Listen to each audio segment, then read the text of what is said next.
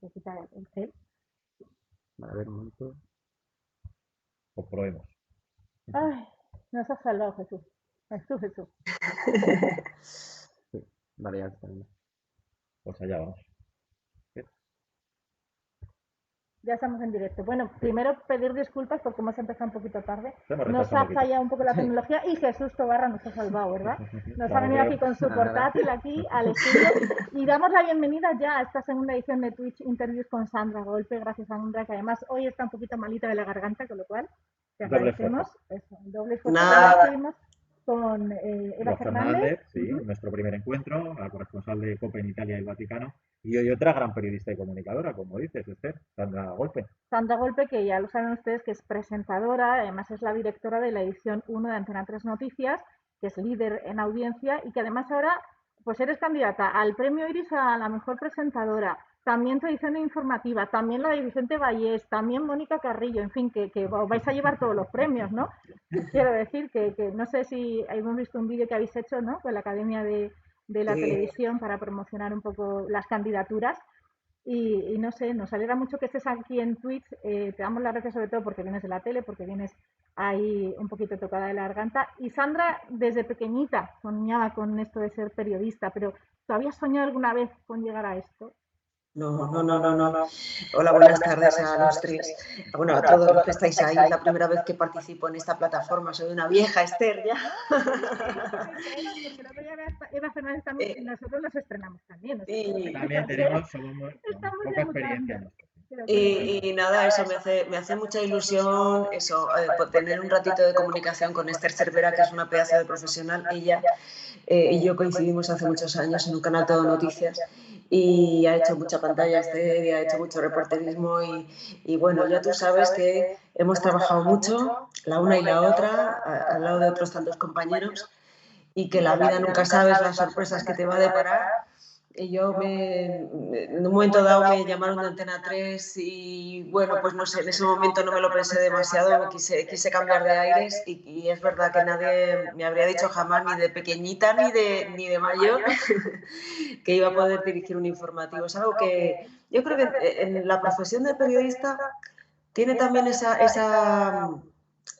que es muy agobiante, que es que no sabes muy bien por dónde te vienen los tiros, que es una profesión caprichosa, que está compuesta de ciclos bonitos, de ciclos horribles, vamos, que no estás estable precisamente, no eres, es lo contrario de ser un funcionario.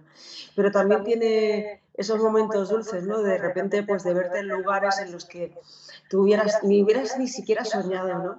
De pequeña, verte en unas olimpiadas cubriéndolas, por ejemplo, o verte dirigiendo un informativo. Y bueno, yo estoy en la fase bonita ahora y llevo unos años muy buenos, con un equipo muy bueno de gente y eso, pues, ¿qué más puedo pedir a la vida, no? Profesionalmente, pues, oye, me considero una privilegiada y eso, pero sí, no me lo hubiera dicho nadie, Esther. Nadie en mi vida, ni siquiera que me hubiera dedicado a la televisión, porque yo Oye, era bueno, muy... hay que trabajar mucho. Tú estudiaste periodismo en Navarra, eres máster en Sí. periodismo audiovisual, empezaste en prensa, en el Diario de Cádiz, pasaste por la radio también, por COPE, luego Canal 7, un canal chiquitito. Y bueno, y así llegaste a CNN Plus.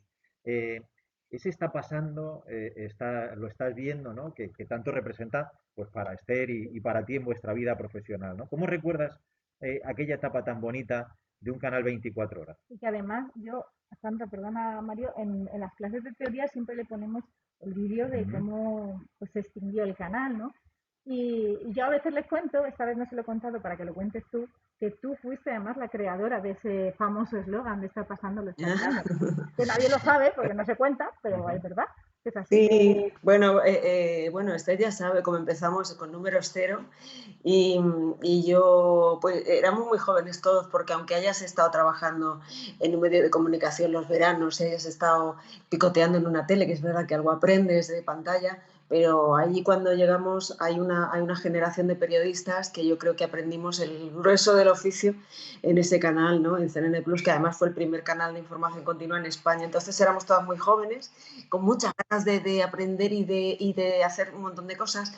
Y yo empecé en el departamento, a ver, necesitaban un periodista en el departamento de autopromos del canal, pero a la vez de mí tenían una cinta de VHS, bueno, una cinta de Betacam, no sé ni de qué era, porque eso ya nuestros alumnos que no saben de lo que estamos hablando, pero bueno, digamos que yo empecé en CNN, hacía una parte que eran, nos inventábamos promos, las autopromos del canal de televisión, y luego también pues, podía presentar en ese mismo día un programa temático de moda, de historia, de no sé qué, o sea que éramos como multifunciones, ¿no?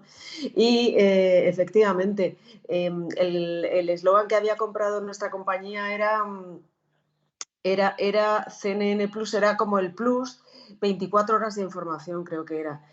Y yo no sé, pues el está pasando, lo estás viendo, es de ellos, pero el más que noticias, bueno, digamos que ahí empezamos a crear porque solamente teníamos el logo y nada, se te ocurre una frase bonita que quedaba bien con el logo y ahí fue, y entonces siempre cada promo pues acabábamos con esa frase. ¿Qué me iba a decir a mí? ¿Qué me iba a decir ayer? Pero vamos, que ahí en CNN Plus, igual que Esther, pues nos tocó estar en todos los turnos y muchos cometidos. Era una redacción además muy, muy avanzada, porque en el sentido de que luego yo he visto como otras redacciones de televisiones han ido un poco encaminándose a lo que ya nosotros teníamos y con lo que trabajábamos en esos años, con redactores que eran multifuncionales, o sea, todoterrenos, ¿no? Que lo mismo te puede hacer un directo en la bolsa que hacerte una pieza de internacional o que hacerte un directo donde sea. Es decir, gente que es polivalente. Y eso en las televisiones tradicionales no existía en las grandes teles, ¿no? Los grandes servicios informativos, y luego es lo que han tenido que ir aprendiendo también esos servicios informativos. O sea, que imagínate, nosotros hemos vivido un montón pero sobre todo yo creo que hemos aprendido a ser todoterrenos, y eso es bueno a la larga porque eso te permite también conocer el oficio, y cuando, por ejemplo, se te da la ocasión de llevar un equipo de personas, tú ya sabes lo que cuesta hacer una pieza, sabes lo que cuesta desplazarte, una cobertura, tienes una idea global de lo que cuesta sacarlo, y claro, pues eso ayuda mucho, ¿no? Bueno, y aquí, Sandra, aquí en tu punto de vista también te queremos ver el lado humanista, digamos, de esta profesión tan bonita del periodismo y el lado humano también del profesional, ¿no? Y a lo mejor esta pregunta te la han hecho muchas veces, pero lo mismo no te la han hecho así como te la voy a hacer yo. Tú eres madre y eres periodista, y además eres periodista madre. ¿Cuál es el trabajo más difícil y además más teniendo un crío adolescente? ¿Cuál es la zona más difícil? ¿Cuál es la tarea más difícil? ¿Ser la madre o ser periodista? Madre, y tú lo sabes, Esther, sin ninguna duda. A ver, sin haberlo hablado contigo. Bueno, a ver, la profesión es maravillosa. La profesión a mí me da la felicidad, todos los días, y doy gracias por poder vivir de esto, o sea, por ser autónoma yo, depender de mí y seguir aquí, y espero, vamos, vivir de esto toda mi vida.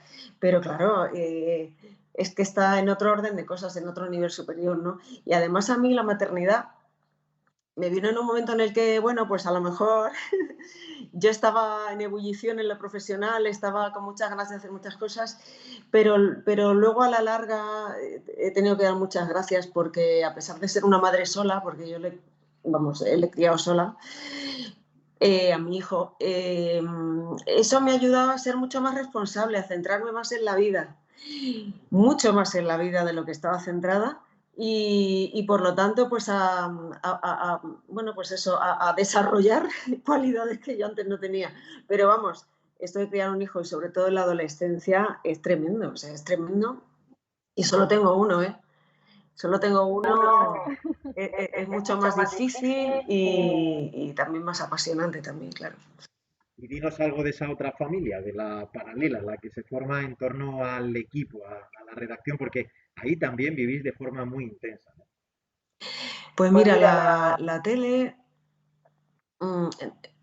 te diría que la tele, de la manera más romántica que yo la recuerdo, es la tele que hacíamos cuando éramos jóvenes, cuando estábamos en CNN Plus, porque digamos que hacíamos también mucha vida fuera de los platós, éramos jóvenes y entonces pues era como la típica serie de periodistas que sales y muchas veces te acabas tomando una caña o tus amigos al final tú eres de fuera y muchos otros son de fuera y bueno, pues yo esos amigos de esa época yo creo que los tendré hasta que me muera, ¿no? Hay gente a la que vas a querer ya para siempre y luego, bueno, pues ahora mismo en este puesto en el que tengo una responsabilidad, yo creo que hay que mantener un poquito de distancia terapéutica, quiero decir, ¿no? Observar bien a tus compañeros, hacer una tele de equipo significa también darles a ellos sitio. Observar bien a la gente, sus talentos e intentar motivarles también en el trabajo diario dándoles oportunidades de pantalla. No sé si os fijáis, pero en mi informativo hay muchas caras. Oye, ya me tengo muy vista, pero y luego porque hay gente que yo digo, explícamelo tú, a tu manera, sé muy didáctico tal, y de esa forma también les motivas a ellos, ¿no? Y eso al final genera resultados muy positivos. Pero bueno, pues a la vez yo llevo el timón en el fondo y bueno, pues no vivo como en la época en la de CNN, ¿no? Que bueno, que lo mismo salíamos de farra que hacíamos un informativo. Era otro tipo de relación. Ahora digamos que yo estoy todos los días y tengo una serie de obligaciones y por supuesto y les quiero como si fueran mi familia. Eso está claro. Con mi núcleo duro vamos, les quiero con el alma, pero es una vida más dentro de esas 4 paredes, ¿no? Dentro de esas 4 paredes que no se prolongan luego, porque yo luego ya tengo mi poquito de vida igual que ellos. Pero vamos, que sí que hay, ahora mismo, si tuviera que, vamos, os diría que hay muy buen ambiente en general en informativos y eso yo creo que al final de alguna manera trasciende, ¿no? La pantalla. Y bueno, pues de ahí esos datos. A mí me gusta hacer, mis noticias son unas noticias de muchas caras. Yo intento que sea dinámico, que cuente muchas cosas y que sea muy radio, muy rápido y que una no sea la protagonista. Tiene que haber muchas voces. Pues vamos con alguna pregunta, con algunas precisamente. voces vamos de los alumnos, porque mira, Cristina Ovalle es una alumna nuestra que ella además lo tiene muy claro, quiere ser presentadora, dedicarse a la televisión, pero hoy está en clase y no ha podido conectarse en directo a Twitch porque si no los profes le regañan. Pero tiene le ha aquí a su mandado colega a que Jesús una pregunta que le va a hacer. Pues Cristina Valle pregunta, tu informativo se mantiene como líder de la sobremesa. ¿Podrías desvelarnos cuál es tu secreto para mantener al espectador fiel año tras año? Bueno, para empezar, a ver como vosotros sabéis, ¿no? Que domináis este tema, la tele no es prensa escrita, es decir, es un trabajo comunitario. Entonces tiene que haber muy buenos profesionales con talento y bien organizados. Eso va a empezar. Y no solamente uno hace las cosas. Y como os digo, pues yo, por ejemplo, voy diseñando el guión sobre la marcha, es decir, que hay una reunión antes y yo digo esto, pero oigo a todo el mundo, porque considero que estoy rodeada de gente muy buena, entonces siempre hay alguien que tiene una idea que mejora lo que tú ya has pensado, ¿no? Y yo soy de las que, no digo dirección asamblearia, pero sí muchas veces, pero muchas veces cuando tengo una duda digo, a ver, yo tengo una duda con esto. Que levanten la mano quienes piensan esto y quienes piensan lo otro. Entonces muchas veces de verdad que me fío, también es un trabajo muy intuitivo y se trata de pues eso, de hacer un producto que sea, por supuesto, riguroso, que tenga calidad, o sea, que te esté contando de verdad las noticias del día, pero que también sea comestible, o sea, que lo pueda ver un adolescente y lo pueda ver mi madre, y lo pueda ver yo y me parezca, y comprenda las claves del día. Y bueno, pues en eso también tenemos una bonita realidad aumentada, tenemos ya tecnologías con las que antes no contábamos y pues se puede ser también creativo. Y cómo no, también se puede, aparte de las 3 o 4 noticias troncales de un informativo, tú también puedes introducir color por otros sitios, ¿no? O sea, se trata de que tú te sientes y que te quedes hasta el final. A veces se consigue, otras veces no.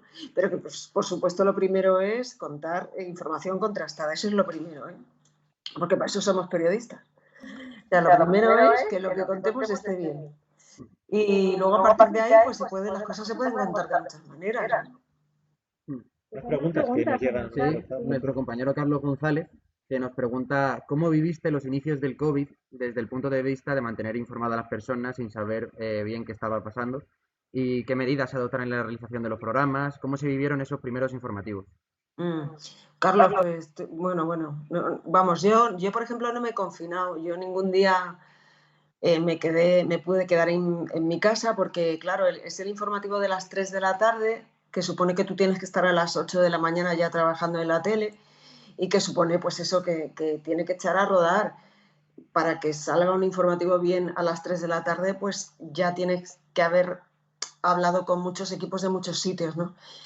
Entonces, lo que se decidió en Antena 3 es, viendo que tú mandabas a un compañero de repente a una residencia de mayores, que antes nos decía, en un principio recordad, es que no teníamos por qué llevar mascarillas, es que había tal desconocimiento, tal incertidumbre, que tú mandabas a alguien pobrecito a sacar unos totales y al día siguiente ya estaba contagiado. Y empezó a faltarnos gente, empezamos a tener muchos problemas y entonces se decidió a ver la mitad de la redacción a su casa directamente, funciona online, y la otra mitad de la redacción aquí, y cada 15 días les vamos cambiando, o sea, creamos 2 grandes burbujas de profesionales, de manera que unos estaban 15 días, por si acaso había que no se expandieran tanto los contagios. Pero en mi caso era mucho más difícil desde mi casa intentar coordinar a 300 personas que estando allí, ¿no? O sea que yo realmente lo viví con mucha angustia porque al final la gente que está en su casa hace hasta cierto punto, no puede trabajar, no puede rendir tanto como en el sitio, ¿no? O como en la propia redacción, ¿no? Pero bueno, pues eso, con mucha dificultad, como en los antiguos tiempos, cuando a lo mejor había que sacar una rueda informativa en CNN Plus entre dos, pues ahí lo sufrimos mucho, porque claro, tened en cuenta que fue bajando la publicidad de la parrilla, significaba que los informativos empezaron a durar más y más y más y más, y tú tenías menos manos, tampoco podías ir a los sitios en directo, empezamos a tener que tirar del Skype y de, bueno, pues una técnica mucho más rudimentaria, más fea, o sea, de menos calidad técnica, pero bueno, aún con todo y con eso y por supuesto con el miedo en el cuerpo de vamos a ver si a lo mejor mañana yo me pongo enferma o se pone enfermo el que tengo al lado, pero yo creo que lo hicimos lo mejor que pudimos y de verdad cuando te preguntan, oye, ¿y tú te arrepientes de algo? Pues no, mira, en general no, porque yo creo que todos los medios de comunicación, todos, hablo de nosotros y yo creo que todos, con la mejor fe del mundo, hizo las cosas. Y creo que también lo hicieron lo mejor que supieron, desde la gente que nos gobernaba, con toda la ignorancia, a los periodistas. Quiero decir que hay que ponerse también en ese momento de total incertidumbre que no sabíamos ni por dónde nos venían los palos, ¿no? Y que se podía haber hecho mejor, pues claro, que a lo mejor tuvimos algún debate en algún día que tuvimos imágenes no sé si recordáis, del Palacio de Hielo, tuvimos alguna imagen de los ataúdes dentro de aquello, bueno, y hubo ahí un poquito de debate, pero bueno, primó en ese momento pues el respeto también a las familias de las víctimas, ¿no? Al fin y al cabo, no sé, es que fueron momentos muy difíciles. Yo a todo lo pasado, la verdad que creo que lo hicimos lo mejor que pudimos.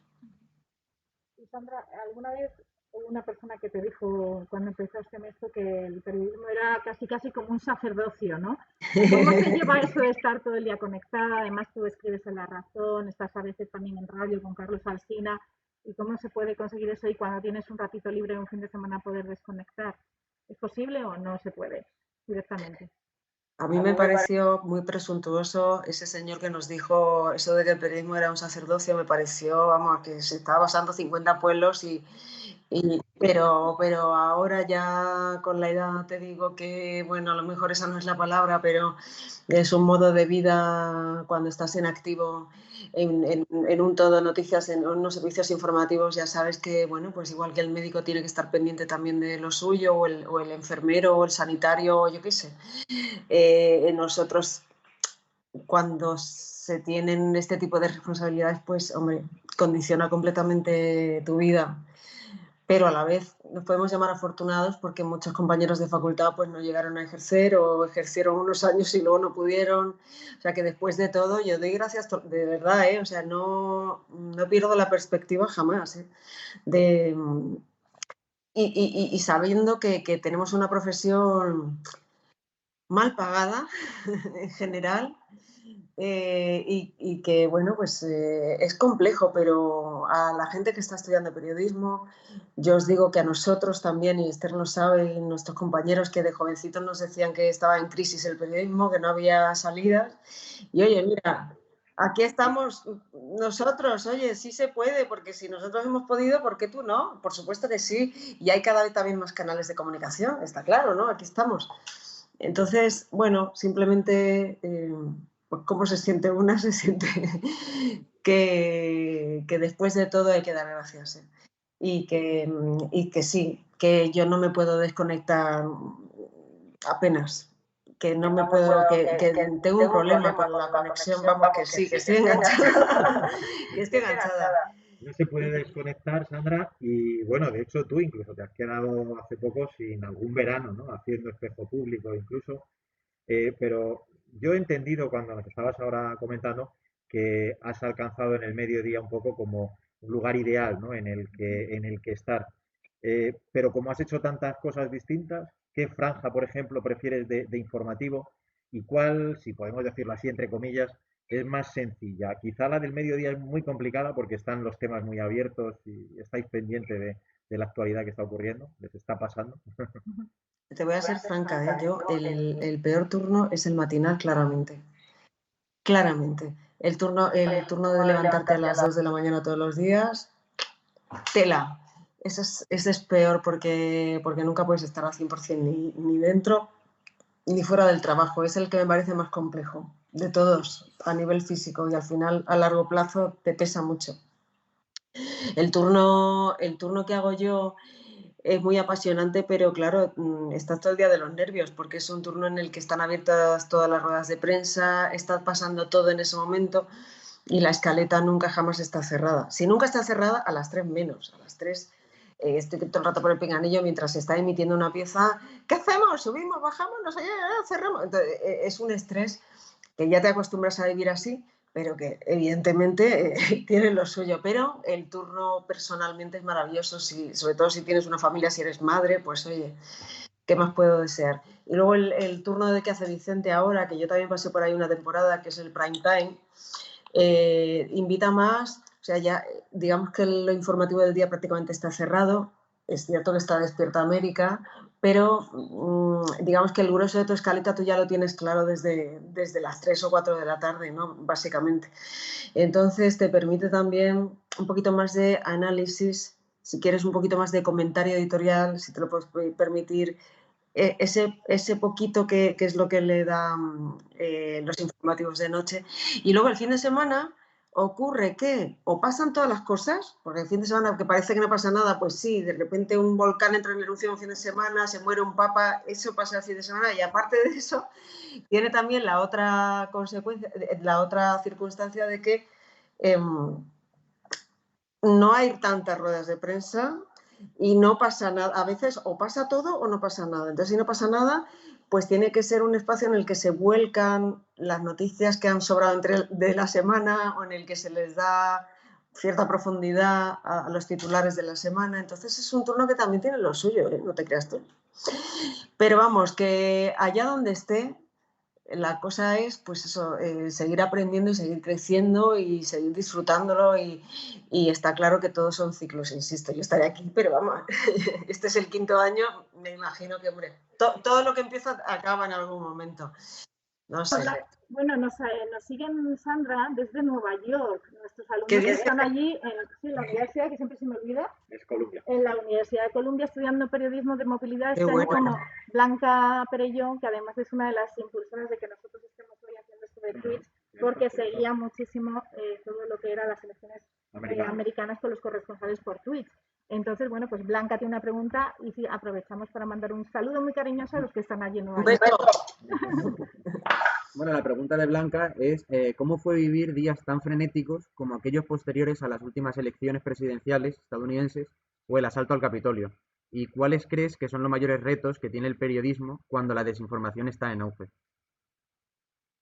Uy, pues tú lo has dicho, ¿eh? Bueno, hay intentos de ir contra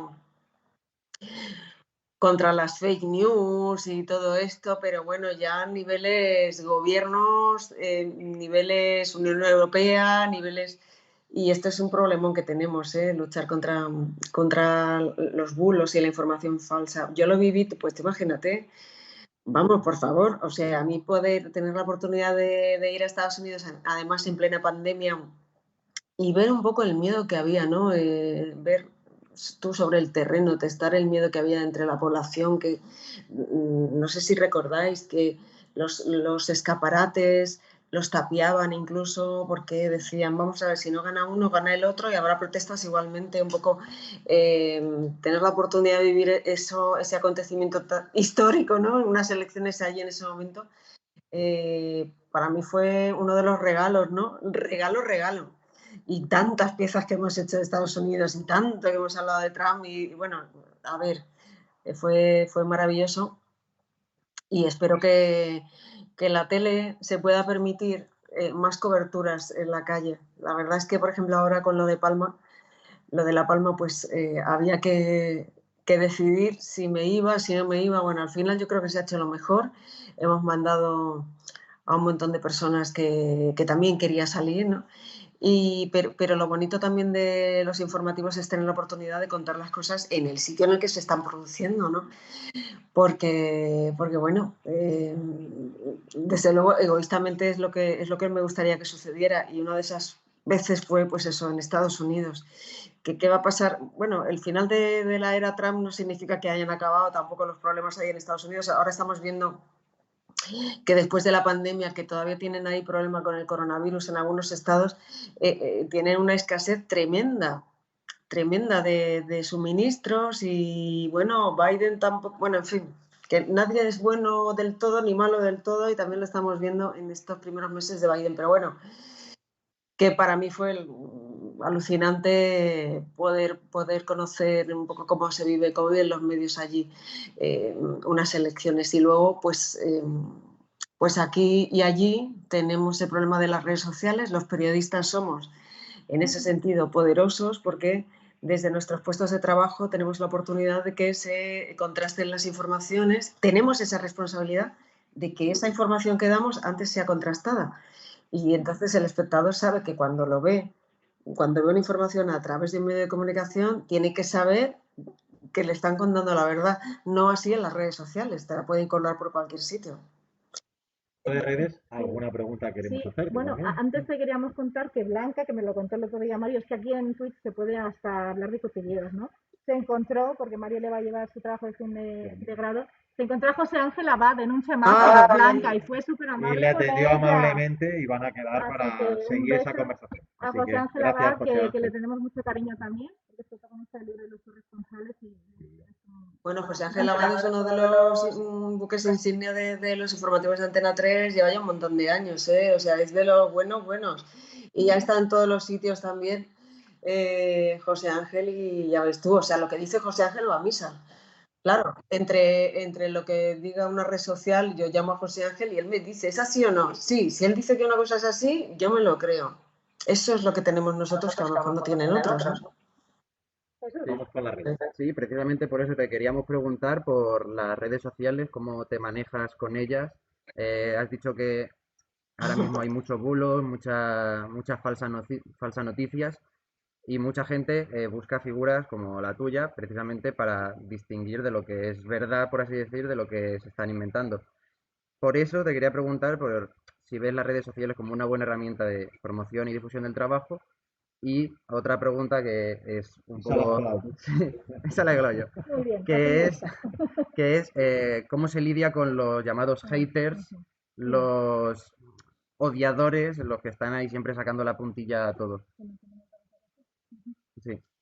Pues nada, los haters es que también es directamente proporcional al impacto que a lo mejor que tengas tú, ¿no? Cuanta más gente te conoce, pues también habrá un porcentaje mayor de gente que te odie. Porque es inherente, ¿no?, a las redes sociales. Siempre hay gente que te dice un montón de cosas bonitas que tú dices, bueno, por Dios, tampoco es por tanto. Y tienes el hater, que bueno, que si no lo tuvieras es que no eres irrelevante, también te digo, ¿no? O sea que no hay que darle importancia.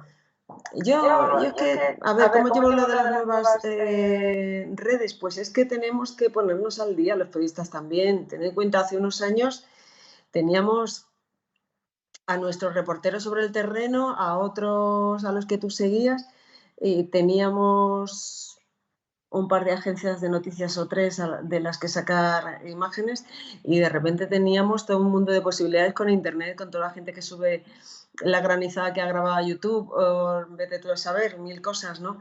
Y bueno, al final las redes, si sabes utilizarlas bien, pueden serte muy útiles. Si yo en Twitter sigo a periodistas que son referencia, no me voy a equivocar, o sea, voy sobre seguro.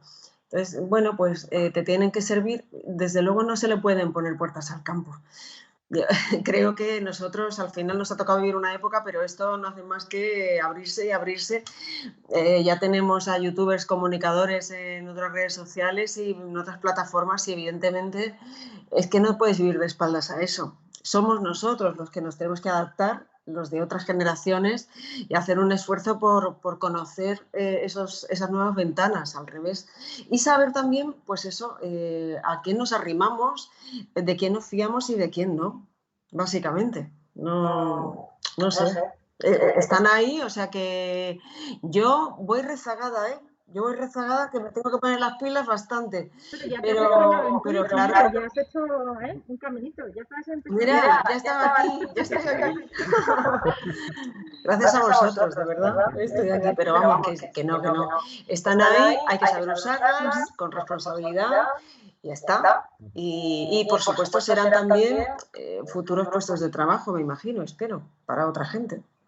Hay otra pregunta, ¿sabes quién es? Porque claro, aquí en esto de Twitch uno se pone unas iniciales Un nick muy extraño. y un nick que no sabemos, JCB96. No, Entendemos que será no le un conozco. alumno, ¿no? Yo ahí ya me he pillado. Bueno, pues lo hemos pillado porque no es de su clase, pero seguro que será de aquí. Tiene una pregunta también.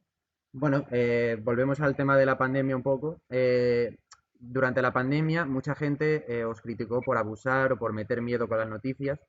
Esta persona dice que personalmente no lo vio así porque es vuestro trabajo y que en ese momento era lo que tocaba. Y la pregunta es que si crees que la gente critica así porque es muy fácil ver los toros desde la barrera, porque claro, si los que critican estuvieran donde estabais vosotros en ese momento, pues otro gallo cantaría.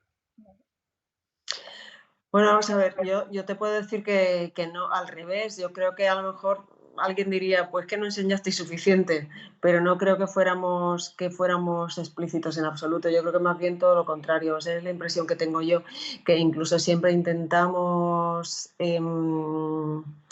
a ver cómo te digo, intentábamos dar noticias positivas. No sé, pues como las informaciones de la guerra, ¿no? Porque también las personas que están en los hospitales, o incluso los propios enfermos, o incluso mucha gente que vivía sola, que estaba angustiada, ¿no? Te estaba diciendo, oye, no te pases, por favor, ten en cuenta que hay mucha gente sola con miedo. Y se hacían los informativos con la mejor intención del mundo, sin mentir, por supuesto, pero intentando mantenerlos equilibrados. Es un difícil equilibrio porque es verdad que te pueden venir por todos los lados no sé, los ataques, ¿no? De decir, fuiste muy blanda y tal. Pero yo creo que si de algo pecamos fue más por defecto que por exceso, de enseñar en el caso de España, ¿eh? Quizá porque también vivimos el trauma del 11M años atrás. Quiero decir que todo está al final muy hilado. Tú quieres preservar también a las víctimas, ¿no?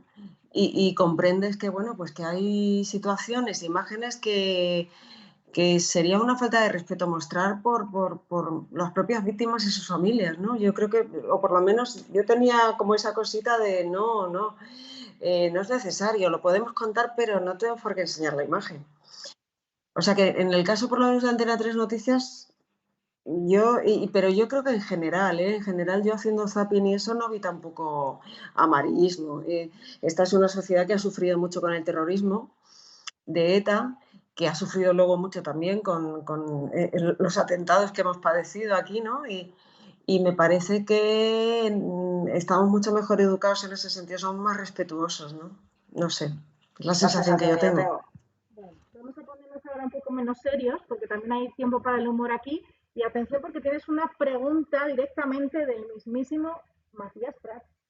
Sí, Esther, porque ¿Ah, yo sí? quería preguntarle a Sandra cómo fue la primera vez que me viste y que compartimos redacción. Le ha dicho Matías. Pues es que mira, sinceramente, claro, yo fui allí, que yo no sabía muy bien por qué me habían llamado y yo pensaba, digo, pues no sé, total, que yo llegué y me dijeron, ¿te puedes poner aquí a dar una noticia? Y yo, pero a mí sí, te tenemos aquí preparada una chaqueta. Entonces yo ya entré, de repente me metieron en la misma redacción de Antena 3 Noticias allí y con una chaqueta de que no sé de quién era la americana y estaba como un pulpo en un garaje. Digo, ¿pero qué estoy haciendo aquí? Y entonces, ya cuando acabé de hacer la prueba, me dijeron, pero no hay más personas, era que te queríamos a ti para esto, o sea que fue como una cosa de película de princesitas, era la Cenicienta, ¿no? Pero yo cuando digo, bueno, pues ya me lo pensaré, y de repente vi a Matías Prats ahí de fondo, que me acuerdo de él, y vamos, es súper elegante, iba con un cuello alto, negro, o sea, como súper guapo ahí en el fondo, y claro, él se me acercó a mí, no yo a él, yo me quedé así mirando, y vino él a saludar, el Dios vino a saludar a mí. Entonces es verdad que me pasé una vergüenza porque solamente puedo decir, Matías Prats, como si fuera una, yo qué sé, una niña pequeña. Entonces el otro salto de reír, pero dame un abrazo, por favor, tal. No sé, claro, pues para mí era como para tanta gente, ¿no? Una especie de ídolo de la tele, que yo no tengo muchos ídolos, ni soy muy así, pero bueno, todos conocemos a Matías, a su padre, y no sé. Y luego se mete mucho conmigo por esto, porque yo durante muchos años le he dicho, Matías, es que es muy fuerte que yo trabaje aquí al lado de tuyo. Es más, cuando yo estaba en el matinal, que llegaba de madrugada a la tele, Antena 3, un día me fijé y tenía en mi ordenador, tenía una fotito así en blanco y negro de muchos Matías, de Matías padre, hijo, y entonces pregunté, ¿esta foto por qué está aquí? Me dijeron, porque donde tú te sientas, de día se sienta Matías Prats. Yo el primer día fue a mi madre, mamá, me siento donde Matías Prats, y mi armario he visto que era de Rosa María Mateo, o sea que estoy en un sitio súper fuerte, esto es mítico, ¿no? Y bueno, Emocionante, me imagino. Vamos a sí, no, es cambiar, bonito. porque Sandra está malita de la garganta, tiene que ir al médico y hacer más cosas. Entonces, para terminar, queríamos preguntarte, Marillo, que siempre en sus clases de Radio Mario y yo en las mías de televisión, nos gusta mucho enseñarles a los alumnos a improvisar. Ellos a veces infartan un poco y se ponen muy nerviosos. Entonces, que Les les digas tiembla hasta la tú, campanilla. exactamente, se ponen muy nerviosos y dicen, no pasa nada. Entonces, si le das tú un consejo, es cómo no ponerse nervioso, cómo afrontar ese directo frente a la radio y frente a la cámara de televisión. Pues delante de la cámara, respirad un poquito, si tenéis técnicas de respiración. Yo os diría que es muy importante que cuando hables no se te suban a los hombros y que aprendas a respirar un poquito más con el diafragma. Cuando tú logras respirar más pausadamente, vas a vocalizar mejor. Es mejor que des en directo 2 ideas a que des 50 ideas, porque te vas a quedar en blanco. Y que recuerden que ante la cámara pues no se puede nunca mucho uno balancear, porque de los nervios muchas veces es como que tú plantas los pies y es como estar, de repente echar raíces tus pies en la tierra como un árbol, y nada, o sea, ser muy humildes, ser uno mismo, y no querer impresionar a la primera ni dejar, sino simplemente vocalizar bien y soltar 2 ideas. Yo creo que es mucho mejor al final una intervención corta y correcta a intentar meterte en jardines, que es muy fácil que te metas, no cuando eres veterano, cuando llevas 30 años también te puede pasar, ¿no? O sea que, pero bueno, que al final lo más bonito es intentar ser natural, que esto se consigue con muchos años de trabajo, pero que uno no pierda su esencia nunca, que cuente las cosas, que no hable como un loro, que explique las cosas. Y yo creo que con estas 2 o 3 nociones, respirando, vocalizando 2 o 3 ideas, no vale hacerse mucho, ¿no? Sino que estar ahí en tu sitio. Y siempre sonriendo se gana mucho más que serio, mucho más. Pues sí, seguimos aumentando nuestro deseo y nuestra vocación por el periodismo. Yo creo que contribuir desde luego en estas charlas a ello. Te van a hacer caso, lo único que ahora con la mascarilla les cuesta un poquito más de trabajo porque las prácticas las siguen haciendo con mascarilla, Claro. pero llegará un momento en el que Sí, nos la podemos igual quitar. no la podremos quitar, pero bueno. Pero te agradecemos mucho, Sandra, el haber estado aquí, también a Francisco Barra por habernos leído las preguntas de los compañeros. Se ha quedado alguna en el tintero, pero prácticamente has contestado a todas las que nos han llegado, así que te damos las gracias. Las gracias y que te pongas buena. Eso, y que te pongas buena Muchas para que gracias. sigamos Para viendo que te podamos ver. y que solamente que ojalá que ganéis ese premio Iris. Y, bueno, pues, Bueno, mira, ya tú sabes que estas cosas son lo de menos, ¿no? Ya simplemente el premio nuestro es ganar la confianza. El premio este informativo es ser líder de audiencia. Eso es el premio. Luego te puedes llevar lo que sea, pero bueno, sabiendo que tú haces bien tu trabajo y tal, y que la gente te elija todos los días, ¿qué mejor premio podemos tener? Ya después de eso, va. Y nada, que sepáis que muchas gracias por esta ventanita, un saludo a los que están ahí al otro lado y decirles que se quedan en unas manos maravillosas que yo sé que hay un profesorado increíble y en concreto con Mr. Cervera, que es una maravilla. Y bueno, con todos vosotros, que gracias, un besito muy fuerte y hasta pronto. un besito. Que vaya muy bien, mucha suerte. Besos. Chao, chao, chao.